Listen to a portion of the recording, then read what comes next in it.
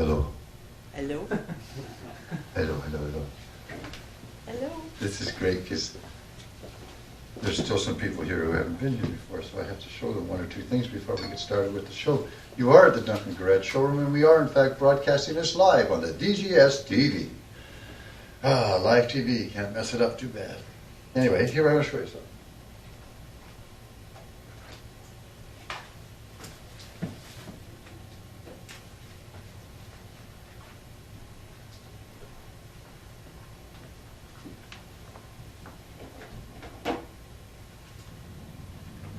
It's called a weight talker.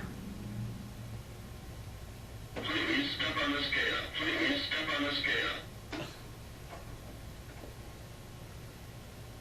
Your weight is 215 pounds. Have a nice day.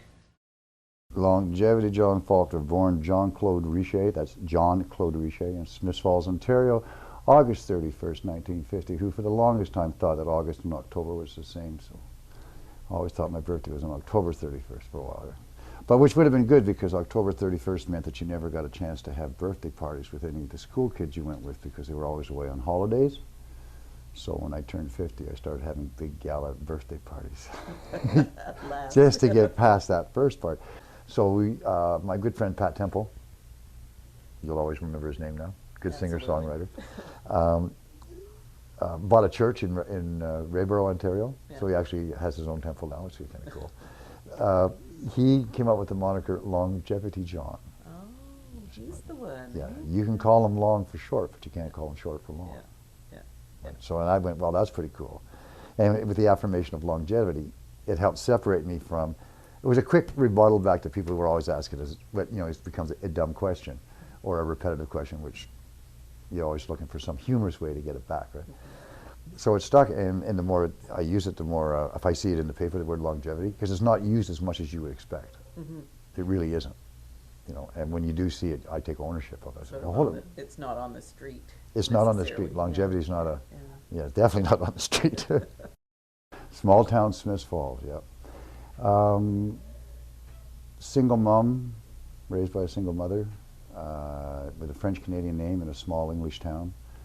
Very pretty mother, but there was the conflict that would happen. Somewhat, not necessarily conflict, but just isolation. But you see, I have I have a personal quest, which I'm not sure, and that is identity, because I didn't know who my father was. I can't go back to him to find out where his heritage was. He was born out of wedlock from a 16-year-old girl who had come over from France with her parents who lived on a farm. So it could have been a very numerous of people that could have been there. Mm-hmm. They could have, but when she got pregnant, she moved to the city, so he was adopted by the Richers and then moved to Smiths Falls, where he was the young boy from, but he got involved in drug dealing and prostitution. So my mom, it's 16, 17, the young couple got pregnant so they could get married because they wouldn't, because he was Catholic. But they wanted to do that. They wanted to be together. I was always told I was born out of love, mm-hmm. right? The love didn't last, but I was born out of love, right? It was for love. When we were 10, my mom remarried, took us to Moose Jaw, Saskatchewan, which goes from a small town to a large town, right? And like a city. And that's when I found out, because my dad was in radio, my new dad, that bands don't come in and play the song in each radio station. Mm-hmm. There's a thing called records. Right. So there was that naivety which I realized I had at that age. And I lived on top of a funeral home at 10 years old. These are all things that shape your life. When you have to walk up the back alley to go up the back stairs, so you have to go past the burn barrel and the door that's open where you can see the gurney downstairs, and you're not going to look because you got your eyes closed, and you know how many steps it is to go up and turn right, go up, put the key in the door, get down and into the apartment. But anyway, after Moose Jaw, Montreal, I got to go home to my hometown for about 3-4 months, went to school, realized that I was very glad we were moving to Montreal, because I had gone through some changes, but they hadn't. Mm-hmm. And that's when I started realizing that changes are interesting. And from that point on, I kept, even though I was in Montreal, I moved a lot inside of Montreal and never stayed in one group of people for any length of time. I could, join in here and then back off and go and join in with that. And never having that, I grew up in this neighborhood feel. Right. You know, so that connection to hometown. You know, I appreciate small towns, which is why I suspect I ended up in Duncan, where it's almost the same size, the same kind of structure, where families that are born and raised in here for generations. There's an ownership, right? And now that I've been here 24 years, I think I feel an ownership to the people that have only been here 10 years, right? Right. Hey, back off, you know. Absolutely. Oh, you're new here. I know that. Why? Well, you weren't even here when the farmers market wasn't there. You wouldn't even know what downtown was like. How you could shoot a cannon on a Saturday down through. I mean, that's all that stuff. The politics are going on in the town, right? Although I never spent much time with the music as a player, but just the feel good part of it. Mm-hmm.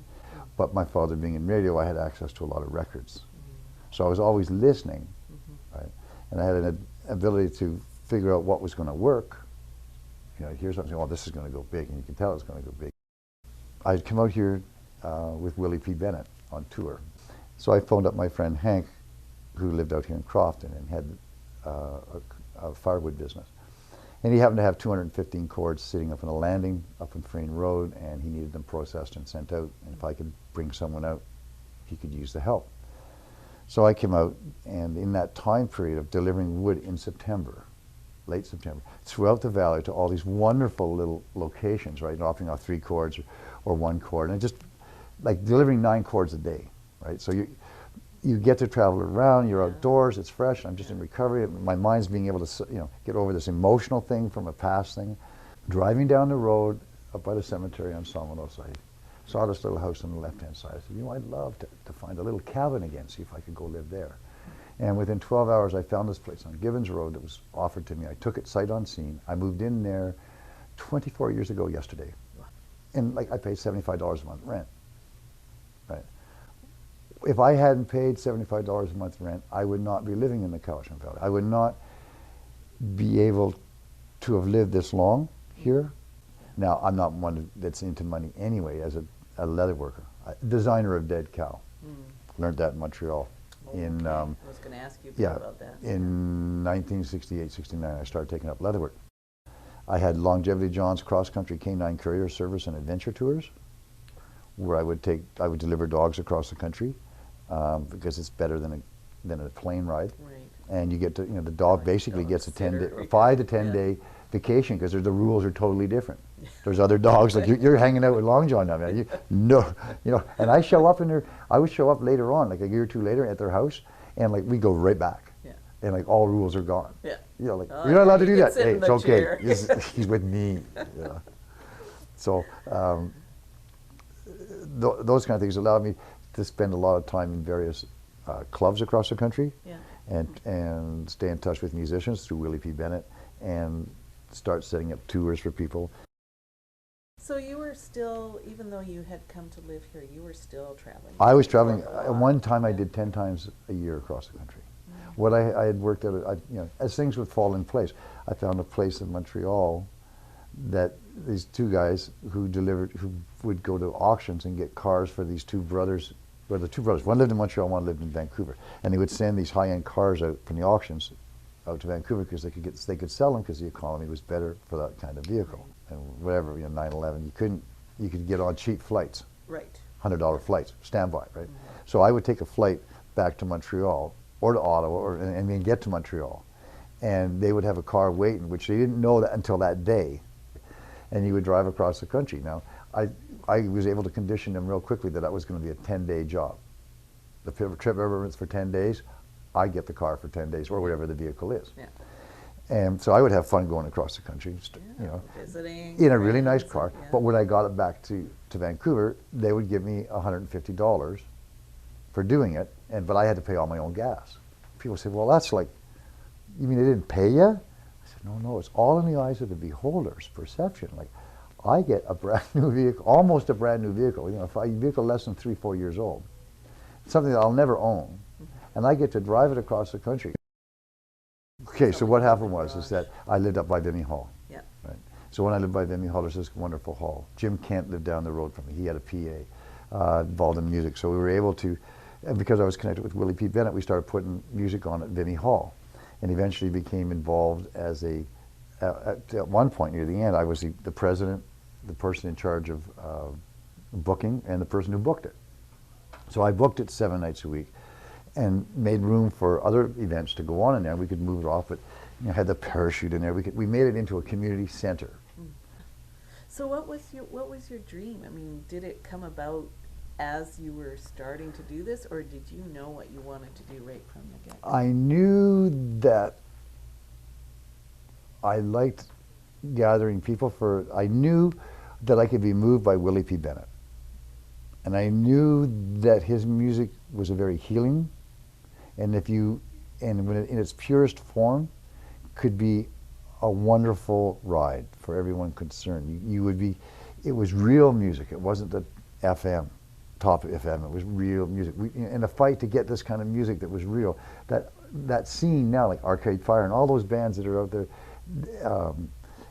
that are all making it now. Like back in the days when the scene wasn't like that, it was. There was. I don't know if it was to have a venue, but I've always enjoyed being the joiner, being the person that can do the connecting. Yeah. I mean, and then I can stand back and say, well, that's great. I don't need the recognition. All I need to know is that as a catalyst, I can make, if those two things can come together and they can go blossom, I can back off. That's great. Yeah. And it might mean not, having to not necessarily have a full feeling of fulfillment, but now you have to learn to accept that is a fulfillment. Upon going around and looking for a location, it turned out that Other Guys Ice Cream, who had been letting me try their ice cream because they were neighbors. Right?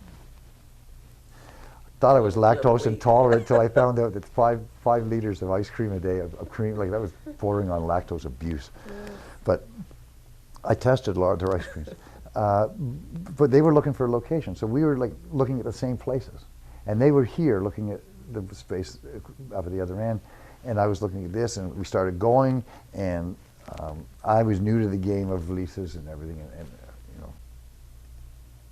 there came a point in time when the money I had put up wasn't going to be good enough, and I needed to have a co-signer, and I went, this is not going to happen. I'm not going to find someone who's going to take me off on this pipe dream. The pipe dream's been fine for about 2-3 months, but the landlord at the time, Brent Winokur, had set me up so there was no hope. It was shattered. And it was just like, I'm in the Arbutus. Other guys are sitting across the way, and they said, how's it going today? And I said, well, it looks like I got to have a co-signer, or else everything I've done has gone down the drain, right?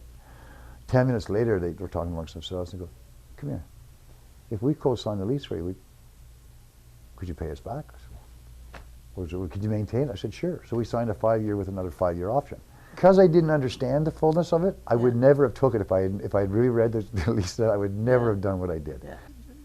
As I told the landlord back then, that when I start this thing, I want you to know I got absolutely nothing, right? As I said to him this year, it's been 9 years now since I told you that. I got almost all of that left. Wow.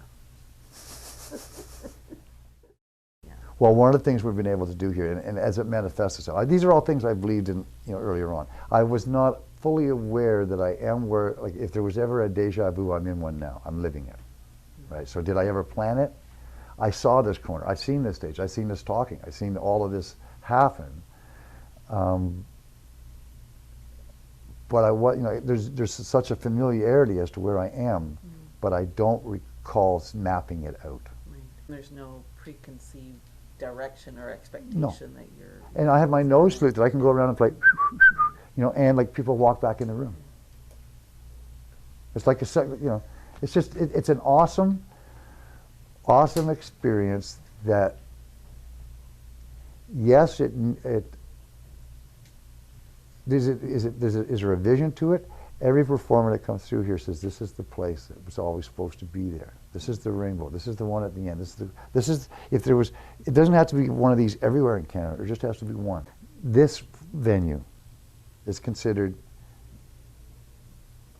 not only on the island. It's a great venue in Duncan. Best place on the island. It's the best place in BC. It's the best place in Canada. It's when you have people who play all over the world who come in here and don't have to tell you I said, no, John, we play all over the world, right? It's to Bombay players, you know. And he says, we play all over the world. Only that one place, maybe in Germany. But no, I think this place better than that, you know. And they argued as to the value of, you know, not argue, but discuss this. No, this is the best venue. Yeah. So you know you've got something to work with. And it's a difficult thing when you have people that come in who grasp that the moment they walk in the door. Yeah. Well, they are open to feeling it. Yeah. And they're in the business, so they get it right away. Yeah. And they come back regardless of how much money. Kelly Joe Phelps is coming. He's never, like, it's cost me money each and every time, and he always gives me, just give me this amount, right? Why? Because he understands what's going on here. There's something that's very real, right? And that reality, there needs to be one of these somewhere that just says, this is why we do it. So that, if we had to live by all the regular rules, we wouldn't be able to. So we're breaking a whole bunch of rules by, not rules, but not following rules. We're creating a new way to do it. And because I've been doing this particular entity, it's been 9 years. Before that, I had Longevity John musical treats for 20 years, right? But for 9 years, we've had over 2,300 performances. There is no other venue that does what we do. Right. Right? Sometimes the goods then you get the people come in who are local, who don't understand what is in their midst, and you have to educate them on why. This is so amazing and so unique. You know, like, do you know who else that's on the stage? You know, learn some respect. How would you like to be remembered?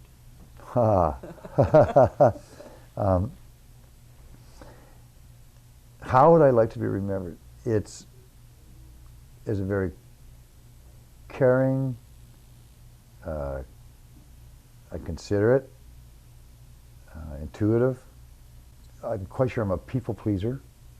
You know, so always liking to make sure that what you do is correct, or that people appreciate what that they can benefit from what it is that's been done. Yeah.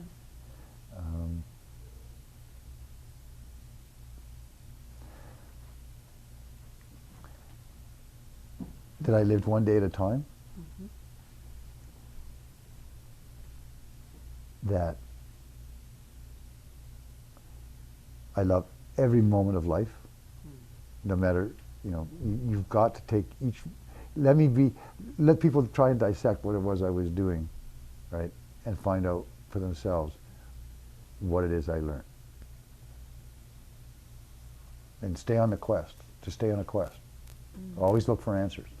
Always look for the signs. What is it that makes people talk about Longevity John and this crazy room he's got?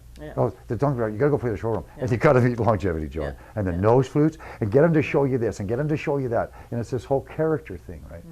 It's very fortunate for me that it's been a nice gradual incline like this. So everything that I'm needing to know is coming to me.